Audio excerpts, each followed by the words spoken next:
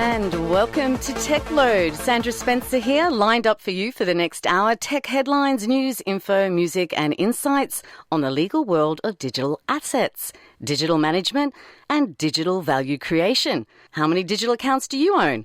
How many accounts have you logged onto today? Email, mobile phone, Google, LinkedIn, Instagram, Facebook, Twitter. The list can be endless, and so are my questions. Are you moving goods and services online?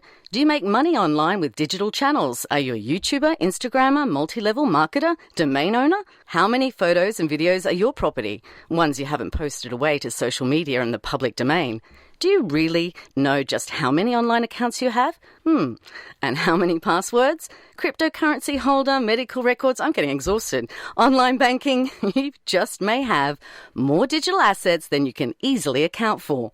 Digital assets for some companies and individuals are far exceeding the value of any other asset class. Do you have more digital assets than physical assets? Can you put a value to your digital assets? How can you or others on your behalf manage those digital assets? If you can't manage those digital affairs yourself due to illness, accident, cognitive decline, impairment, and the aging process, what happens to your digital assets when you die? Do you care? Coming up, there'll be a song just for you. Don't worry, be happy. And also coming up, we'll have a digital assets legal specialist who knows all about digital management and why it's important for you in an ever-increasing digital ecosystem. That's it. Don't worry, be happy. You're with Southern FM and you're tuned into Tech Load. We're taking a close look at the legal world of digital assets, digital management and digital value creation. In the studio is Michael Perkins, a multimedia and digital media pioneer. Warm welcome to Michael. Hello, Michael. Hello, Sandra. Thank you for having me. So, you have a background in technology, law, and families. What should we be worried about and or happy about? Here are 5 quick questions. What excites you about tech? It's always been a challenge, and we got started in tech in my law firm in the late 80s with an Apple II that managed our administrative databases. So we've been having a tech-influenced life for all of my professional life. And what surprises you about tech? That it's a never-ending source of challenge, and we've surfed the waves since the late 80s of can a computer replace a typewriter? Are you a good surfer? Yes. To email, to the internet, to where we are today. So how do you surf those waves? By being always open to change, and something my father told me, because we started the family law firm again in 1985. And in 1985, he was the same age I am now, 64. And he said to me, yes, he found that he had run out of steam in his mid-50s and he had to reinvent himself every 5 years. And this is prima donna. Absolutely. And he wondered whether I was going to have the same experience. Looking back on the last 30 years, it's an absolute resounding yes. Yeah, so there's a Madonna in you. There has to be. And what concerns you about tech? The intrusiveness. We've gone from tech being a jumped-up clerical system into something that now is a far more intimate influence in our life. And intimate, like we really do know some of this technology intimately. And the technology knows us intimately, and I really get concerned about how conscious people are when they bring tech deeply into their lives, and that's something I'm sure we'll unpack as this discussion goes on. Yeah, we were talking earlier when you mentioned the film where somebody falls in love with an AI assistant. That's right, and we already have coming out of Japan robots to provide social support for people in aged care, and for those that have got social problems about connecting to people and needing. So we don't have care dogs alone. We've now got care robots. And how do you keep up with the changes? Barely. You're just barely coping. I think the biggest concern now is just the rate of acceleration, and people's ability to keep up is getting challenged every day. AI, ethics, data, these are the hottest topics. What are your thoughts? First, off the top of my head, be very, very careful. Because... That's not just because you're a lawyer. No. I don't know how many people out there that are financial planners, but it's a good case in point. The government, on the back of the Hayne Royal Commission, said to all the financial planners, right, you're now going to become a new profession. So there were changes to the law, and now financial planners have a code of conduct and a code of ethics, and which says you must obey the law and you must get the informed consent of your client to everything that you say. The banks or the financial institutions come up and say, oh no, we're going to use robo-advice. We're going to put computer systems in front of people. The computer systems will make sure... So are they saying that this will replace the human advice? To an extent. Okay, how does a computer understand informed consent? If the computer's going to be delivering financial advice... Well, they'll need to go on a training program, and there'll need to be regulations, and they'll have to obey the law. But can you tell me how you can make an ethical algorithm? Can you tell me how a computer can assess the cognitive ability of someone to understand a contract and engage? I think we are in the era of the technology-augmented professional, but how our data gets used to modify systems and behaviour. You go to a car dealer and you apply for a finance for that new car. There's a very high chance that the whole credit application will be run by a computer algorithm, not a person. That's right. And those algorithms, the beginnings were written by humans, but then sometimes the AI is then creating its own information, its own algorithms. And that's where this deep learning, machine learning, the bias in machine learning. So we go, right, okay, what's the mechanics of ethics? The mechanics of ethics is really simple. Ethics is acting right in the first place, yes, but what contributes to acting right in the first place? It's three things: values, principles, and purpose. Okay, so when you're writing a computer program, what values and principles are going to drive the behaviour of the system? Now, that for what purpose is the system exist? If it's only going to exist for and you can write something for good or for bad. So this question of ethics permeates everything from design, management, delivery, use. And that could affect every area of our lives. That's right. Potentially. So as people go into JB Hi-Fi and they go and pick up one of those Alexa home hubs, are they thinking, I'm going to have some fun at home with this piece of tech?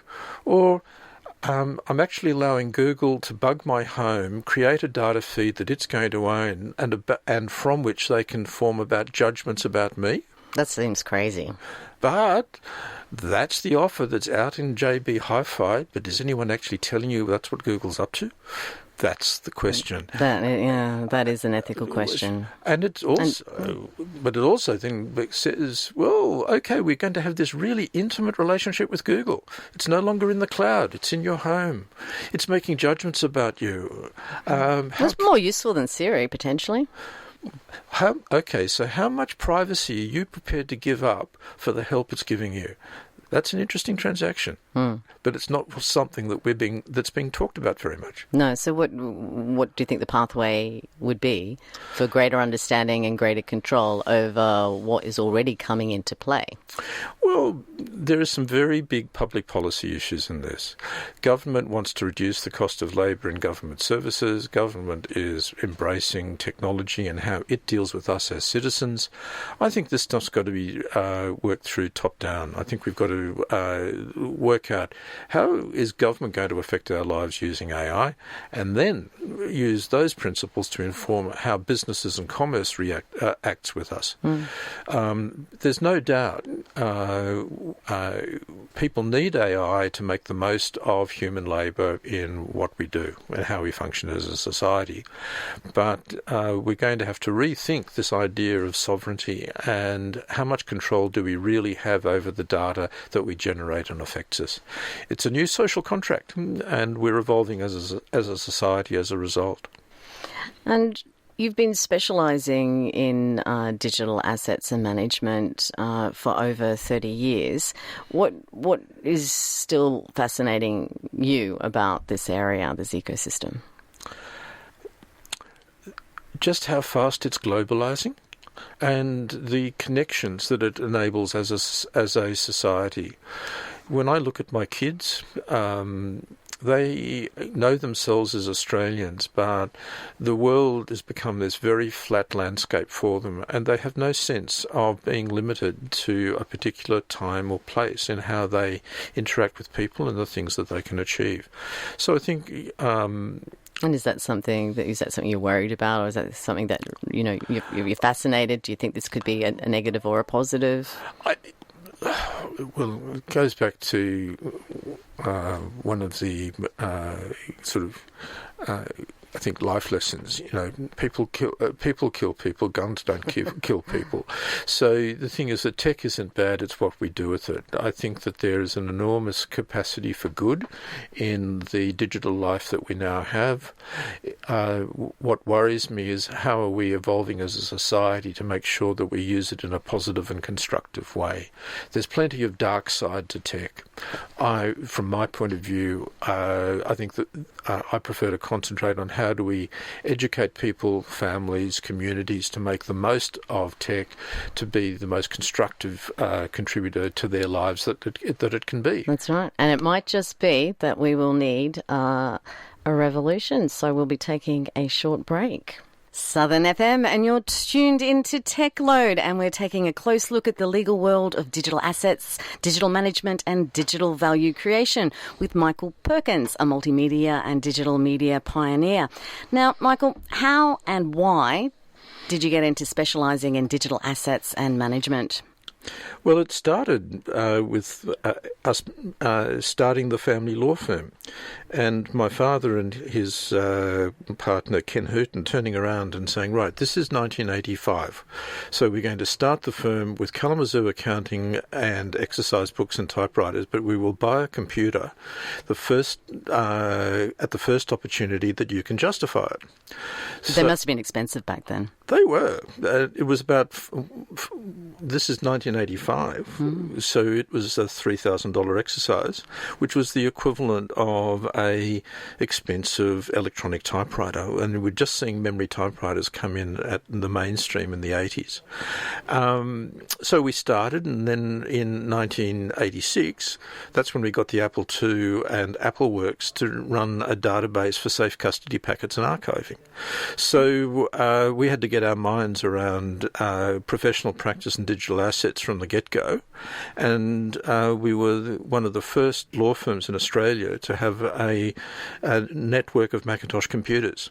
So that was in the early days of the 128K. I was wondering, you're all set up. You could have just gone on to an IT track there. Well, that was one of the choices, but it was a family law firm, so I became the commercial and technology law specialist. My wife had a posting to New York in 1987, and so I got an education in New York on multimedia and technology law practice when it was really at the early stages. And America was always and is still ahead. It was. So I cut my teeth on multimedia and technology law in the late 80s, and my father died in unexpectedly in the early 90s. So that's when I took over his private client practice. And so I ended up in this really interesting world where we were dealing with commercial, family, technology and wealth. And that certainly has been our focus. Yeah.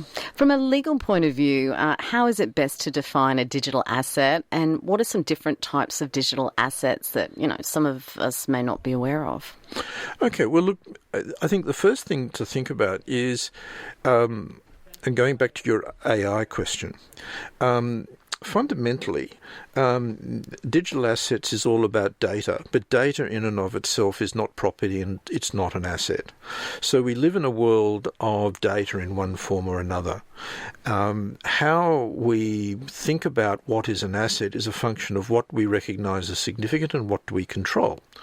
So at the very least, you start to think of, so that stuff I put on a folder on a server, I'm starting to control that and classify it. So that starts to look like an asset.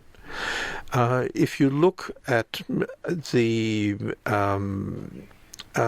online accounts, LinkedIn, Yahoo, that's a contractual relationship that it gives you access to a service that is hosted on an external computer. So it's something you value, you store stuff of value in there, so it's starting to look like an asset. The issue really is, what is significant?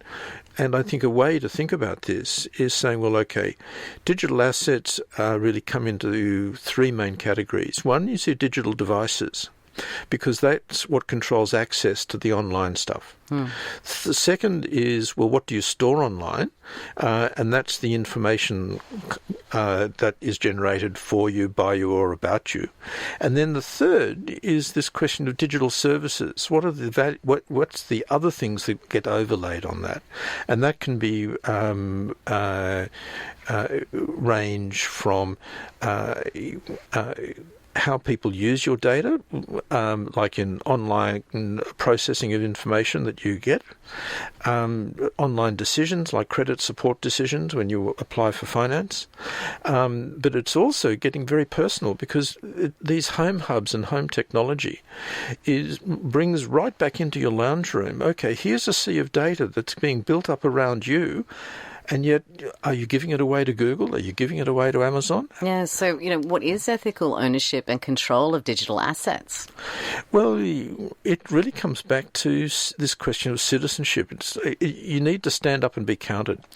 What we can say is that just plugging in Alexa into your house, letting Google into your home, you're giving away all your generated data to Google.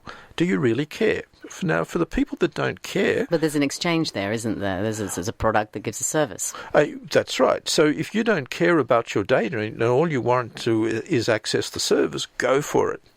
But if Google starts using this to start to track behaviour of people in homes and generating insights into how they can market more effectively to you, and so what comes back through Alexa is media influence and influencing your behaviour as you age, as you get less able to make proactive decisions. So inevitably there's bias that's built in with some of the algorithms. There can be.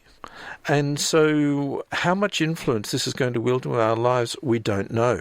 So just like people talk... So do we do without Alexa? Do we do without these services that could actually enhance and better the quality of people's lives? That's a choice that we have. But I do think that it comes back to two very simple concepts about empowerment and safety. Now, Google empowers us to do a whole range of stuff. That's fantastic. But how much can these things impinge on our safety in terms of privacy, control, scamming? It's a balance that we have to evolve. So I think that what we need to be aware of is that we are evolving as a society into this digitally enabled world. So just like we promote... And we'd like to stay enabled ourselves.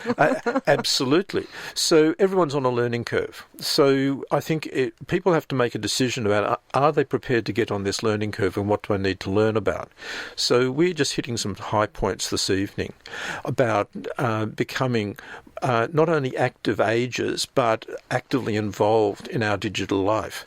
And there are ways where you can balance, having products and services, but not having all your private data being used or misused. That's exactly right. So you need to be conscious about where is this stuff sourced, where is it stored, who else has access to it, how much autonomy are you giving up when you sign up to these online services. And the one thing that you can guarantee is that every free service you might sign up to has got some kind of value exchange in the back end for the service provider. So whether the value exchange is explicit in terms of money or implicit because you're renting your data to someone else to make some money out of, that should be a conscious decision. And I think that people need to be smarter about how deeply they let technology get embedded in their life. But that said, if there's a critical service, and Sophie Hub, which is a company that's based down here in Melbourne, is a really good example. Local technology about creating a safer home using sensors around the home. They build a picture of how this ageing person is ageing in place at home. But all that data that is being generated about the behaviour of that ageing person, where's it going? How's it being stored? How much control should the family have around it? Who's going to have access to it? Actually, I know someone whose mother was suffering from dementia, and there were cameras and everything set up, and I think he could pretty much watch her and see what she was doing, and how ethical is that? Well, as long as you've got your eyes wide open and you understand what you're bringing into the home, the advantage can be enormous. And so that could save his mother's life. Absolutely. So we're not saying don't use technology. What we're saying is have your eyes wide open and make sure that as you bring technology into your life, there's a value exchange in there that you're comfortable with. Because Sophie Hub can create an incredibly valuable service for a family to allow people to stay at home longer. So full marks to them for doing that. Yeah, and that's not the only company. I know there are a lot of companies globally that also have been working on the same products and have released similar products. So how is Australia going in getting regulations and a legal hold on digital assets? Slowly, but so is the rest of the world. The US and UK and Canada are probably the three leading jurisdictions at the moment. New South Wales has got a proposal around digital asset access and allowing people with powers of attorney and other fiduciaries to access digital assets. So it's clearly something that the government is conscious of. But at the moment, access to your digital life, if you're disabled or dead, is problematic. And it depends on the terms of the contract and the service provision. So the Society of Trust and Estate Practitioners, who I'm a member of and operates worldwide in over 60 legal jurisdictions, has published some guidance which is all about and is focused on the importance of understanding the contracts to which you're subject and an inventory of what you think is significant. And I think those are the two practical steps where you need to start. And so a good way of thinking about this is that, okay, you're in a car accident, you're unconscious, you're in emergency. Where does your attorney start in terms of taking responsibility for you and your life? What is significant? How do they pay the bills? How do they get access to your money? Where's the record about your health insurance? So increasingly, this is all online. So, okay, how do we leave the levers to our online life to enable our representatives to help us? That's ground zero, and that's where most people are at the moment. So do you see more regulations coming into play with the digital asset landscape? Yes. What we are seeing is more regulation around access. Privacy, confidential information, restraints of trade in terms of how people use information as they move across jobs. That's all being regulated largely by contract. Copyright law is keeping up reasonably well, but it's probably the Achilles heel of all of this at the moment is big data, AI, machine learning, and who owns an algorithm. And so, well, there's even things to suggest, can the robots or the AI own what they create? What do you think as a lawyer? Well, I think that is a step too far. But what I agree. But what I do see coming out of the courts at the moment are a number of decisions which do support that. Just because a decision is made by an algorithm doesn't mean that the person that created it doesn't have any responsibility for that outcome. So there is a causal link between who creates the algorithm and what it does in the world. And that causal link of responsibility, I think... So you can always link it back to a human or some human group. Though there are a number of people that have tried to run the argument the other way, and the courts have said no. It's like, oh no, I didn't do it, the computer did it. So dealing with your digital life for the individual, what are some key areas to consider? So if you look at digital footprint, the right to digitally die, wills and inheritance, accident, illness, this is such a big area, cognitive decline and ageing, which you've already touched on in our discussion so far. But, what are some key things to look at? You've already mentioned some, but how would you summarise it? First, foremost, and the biggest issue is you've got to decide what is significant. When we had the encryption debate in the 1990s, the cry went up, don't put locks on garbage cans. And we need to apply that thinking to our digital life. You only need to control the stuff that can really either enhance or damage you. So you need to identify what are the and that makes things quite simple to refer back to just a key line there.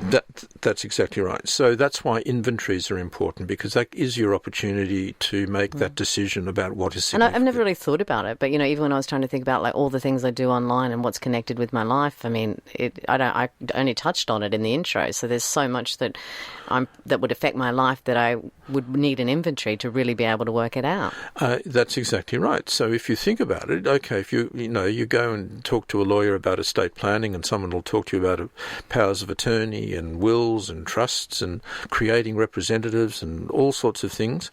But you also need to think, well, as you create these representatives, clairvoyance is in no one's job description. So not yet. No. We might leave that to the AI. Right. But so how do you inform and arm your representatives with enough information to do their job? The right to digitally die is really a discussion about the right to be forgotten.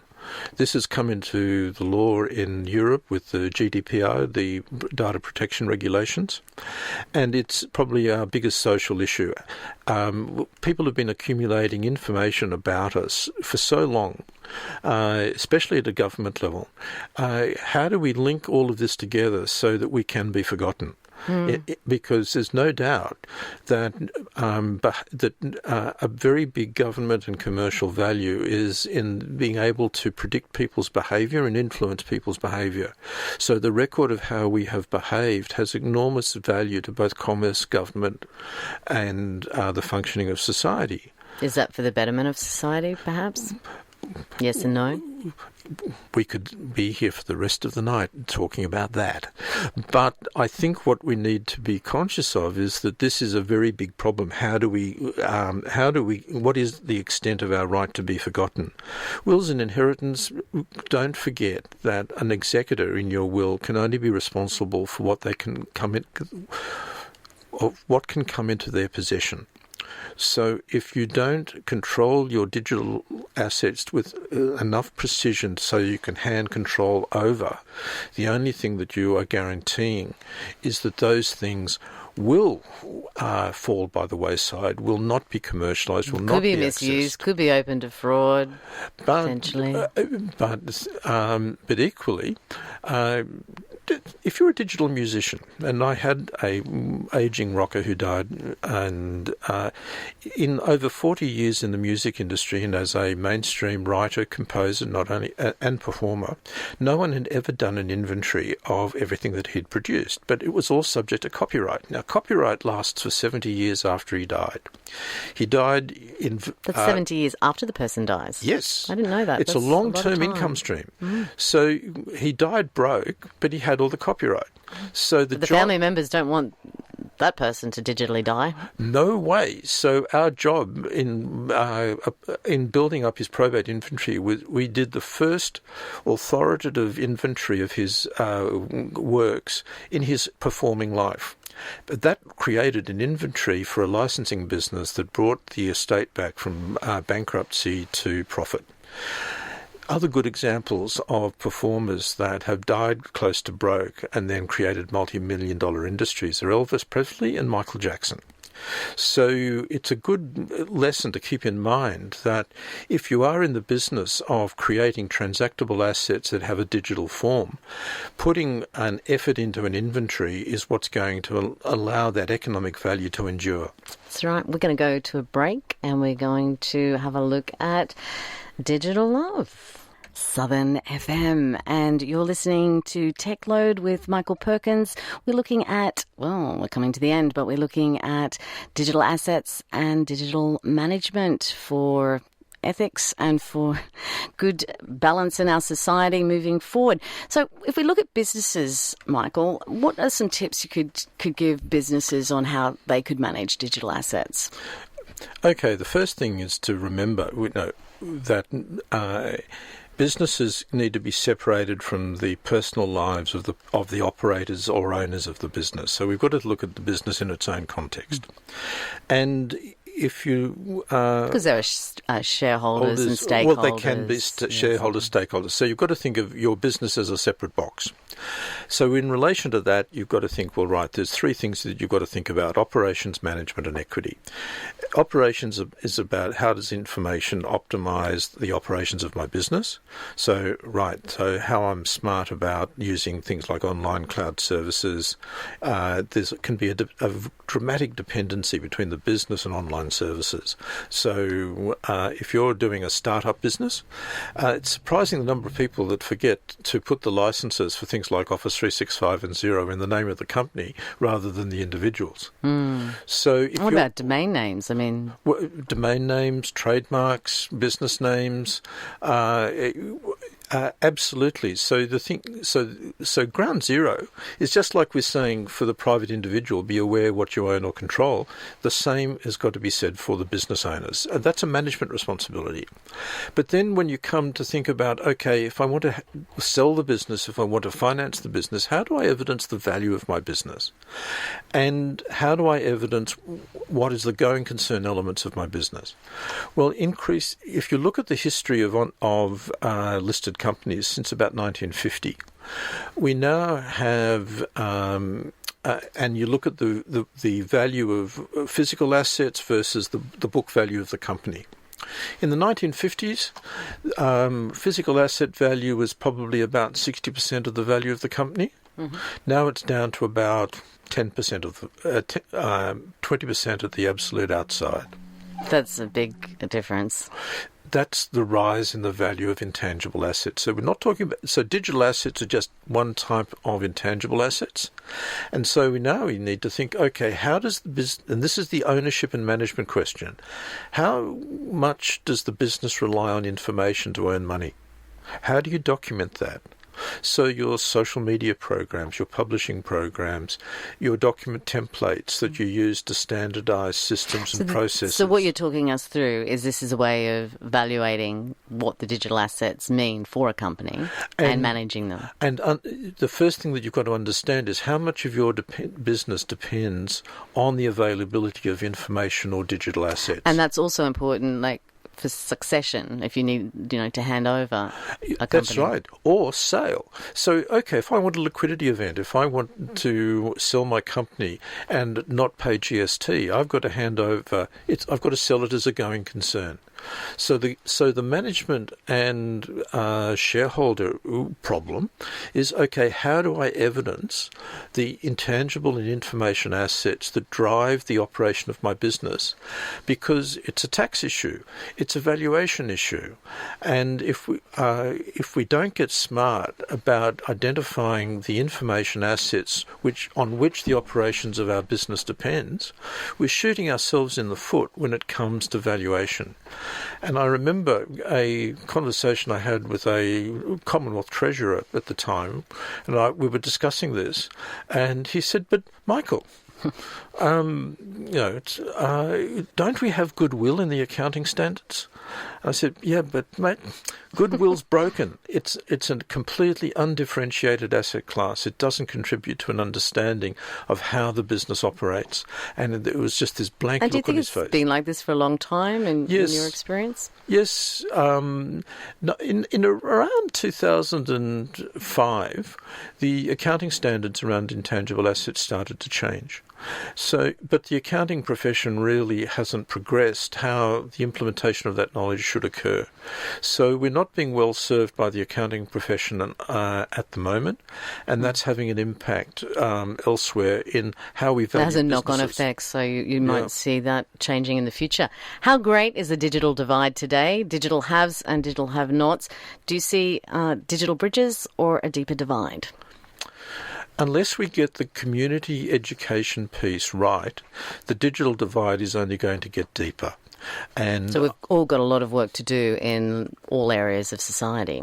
We have to build a culture about learning. We've got to be prepared to embrace this and learn, but we also need to be getting good education in the first place. Yep. Tech history on this day. The CDC 1604 was released. You've already talked us back in the past of computers and IT. So this was October the 16th, 1959. It was the CDC 1604 computer, the world's fastest computer at that time, and it was called the father of the supercomputer. That's right, and it took another 30 years before we got computing power of that level down into the community. And I remember it was the Mac 2. It was about 1988 when Apple put it out, and it was described to me as putting an old-fashioned supercomputer in the hands of Mr. and Mrs. Average. There you go.